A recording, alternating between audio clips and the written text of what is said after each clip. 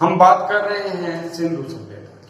सिंधु सभ्यता के जो स्थल हमें प्राप्त हुए हैं, जिनकी खुदाई हो चुकी है, और उन खुदाई से हमें जो अवशेष प्राप्त हुए, आप सब जानते हैं, वही जीके के क्वेश्चन है।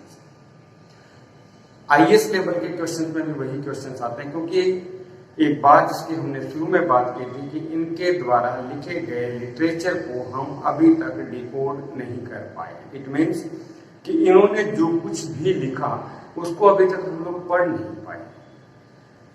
इसलिए हमारे पास खुदाई में जो प्रमाण है वही जीके है।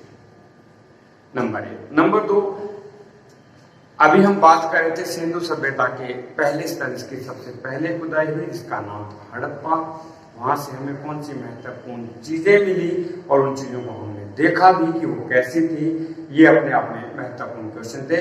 और आज सिंधु सभ्यता का दूसरा सबसे महत्वपूर्ण स्थल, जिसका नाम है मोहनजोदड़ो, उसकी हम लोग बात करें। मोहनजोदड़ो,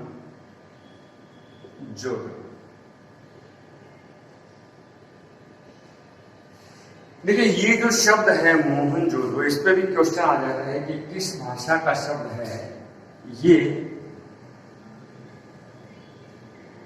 सिंधी भाषा का शब्द है मोहनजोदड़ो, और इस शब्द का जो शाब्दिक अर्थ है, यानी कि हम मोहनजोदड़ो के बारे में, तो मोहनजोदड़ो के शब्द का अगर अर्थ निकालें कि what the mean of Mohenjodaro, it mean, ये इसका मतलब होता है मृतकों का टीला। मृतकों का टीला।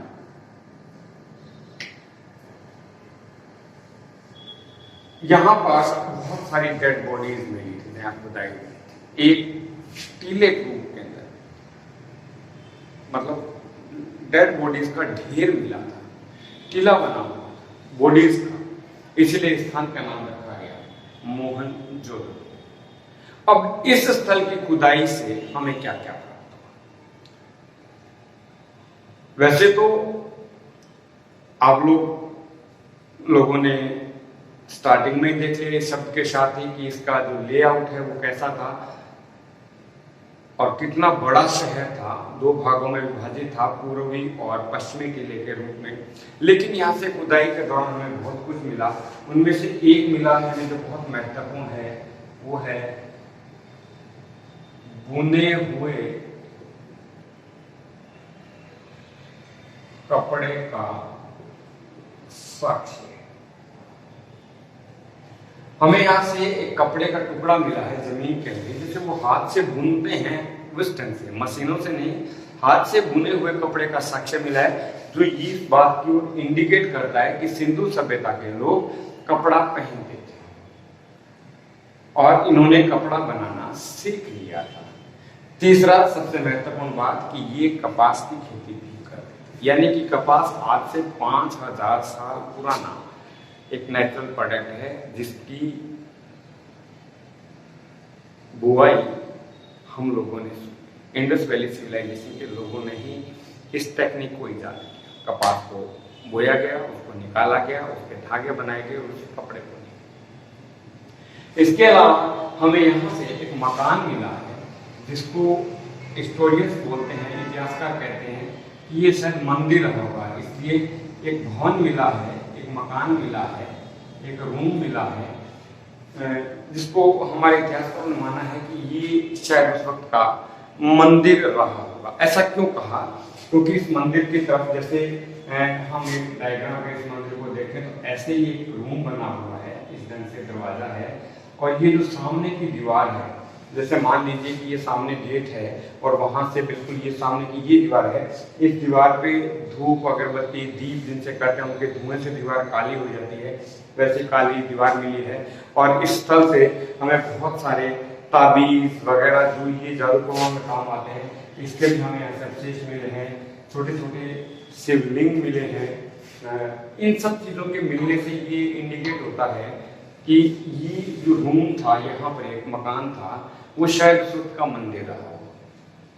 क्योंकि एक बात तो आप बहुत अच्छी तरह से जानते हैं कि जो गुंबद वाले मंदिर जिनके ऊपर गुंबद बना होता है, वर्तमान में हमारे यहाँ जो मंदिर की प्रथा है मैं एक बार फिर आपको बता देता हूँ कि जैसे ये हमारे आजकल के मंदिर हैं जिनमें हम पूजा करने जाते हैं, उसके ऊपर ये गुंबद नुमा ये जो पार्ट है, ये जो पार्ट है, ये जो पार्ट है, ये तो देन है गुप्त काल की। ऐसे मंदिर गुप्त काल के बाद बनना शुरू हुए थे, पहले मंदिर नहीं थे। और वास्तव में देखा जाए तो केवल माना गया है कि ये मंदिर होगा, क्योंकि ये लोग प्रकृति पूजते थे सिंधु सभ्यता के। सच्चाई तो ये प्रकृति को पूजते थे, और यहाँ पर मंदिर जैसा कोई प्रमाण नहीं मिला है। इसके अलावा यहाँ से महत्वपूर्ण चीज मिला है, मैं मानव कंकाल, मैं ब्रैकेट में लिख देता हूं, शायद नरसंहार। इट मीन्स कि यहाँ से हमें बहुत सारे डेड बॉडीज मिली हैं, और उन डेड बॉडीज की हड्डियों पे किसी तेजदार धार से हथियार से अटैक किया गया है। हड्डियों पे अभी तक उन हथियारों के निशान रखे हुए हैं, तो इसलिए कि इन पे किसी ने अटैक किया और उनको मार दिया गया बहुत बड़ी संख्या में, और मार के एक ही जगह डाल दिया। ऐसा प्रमाण केवल और केवल मोहनजोदड़ो से ही मिलता है। इसके अलावा यहाँ से एक बहुत महत्वपूर्ण चीज मिली है, पशुपति महादेव की मोहर। एक मोहर मिली है, जैसा कि आप देख रहे हैं अपनी स्क्रीन पे। ये मोहर, या मैं कहूँ कि इस मोहर के बारे में मार्शल ने, इतिहासकार मार्शल ने ऐसा माना है कि ये आदि देव महादेव की मूर्ति। एक योगी दिखाया गया है, बैठा है, दोनों घुटनों पे उसके हाथ हैं, आंखें हल्की सी बंद हैं, सर पे उसके सींग हैं, चारों तरफ उसके जानवर बैठे हैं, अलग अलग चीता है, हाथी है, ये सब है।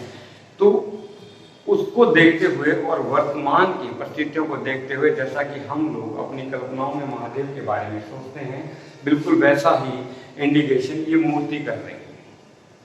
तो जॉन मार्शल ने, जो पुरातत्व विभाग के आर्कियोलॉजिकल डिपार्टमेंट के हेड थे उस वक्त के 1931 में, उन्होंने ऐसा माना कि ये पशुपति महादेव की मोहर है, और ये हमें कहाँ से प्राप्त हुई?